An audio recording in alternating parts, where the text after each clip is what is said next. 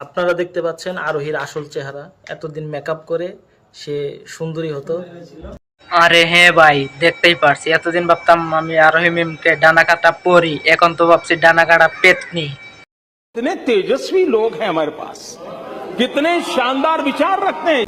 আজকে তার real character play করার জন্য তাকে মেকআপ ছাড়া রাখা হয়েছে। এই যে খুব ভালো করেছো ভাই, না হলে আমার একটা বিপদ থেকে উদ্ধার করছো। আমি তো মনে মনে আরোহী মিমকে ভালোবেসে ফেলেছিলাম।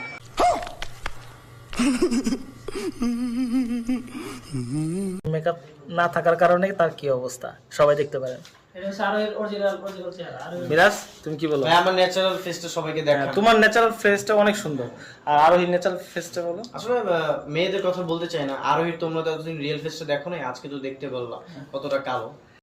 হ্যাঁ মিরাজ ভাই, এটা তোমার সাথে মানাবে না। আর গাইস, এরকম ছোট্ট ছোট্ট রোস্টিং দেখার জন্য চ্যানেলটি এক্ষুনি সাবস্ক্রাইব করে দিবে, ভিডিওটা ভালো লাগলে একটা লাইক করে দিবে। দেখো, এই যে বাসর করে বসে আছে রিয়েল ফেস নিয়ে। পাবলিক বুঝে আপনি যে আমাকে কালো বানিয়েছেন। আমি তো কালো বানাইনি, তুমি প্রমাণ দিতে পারবা যে আমি তোমাকে কালো বানাইছি? আমার মেকআপ ম্যান সাক্ষী আছে। হ্যাঁ, হাত দেখো, স্পট স্পট স্পট। হ্যাঁ, দেখছো, উঠে না।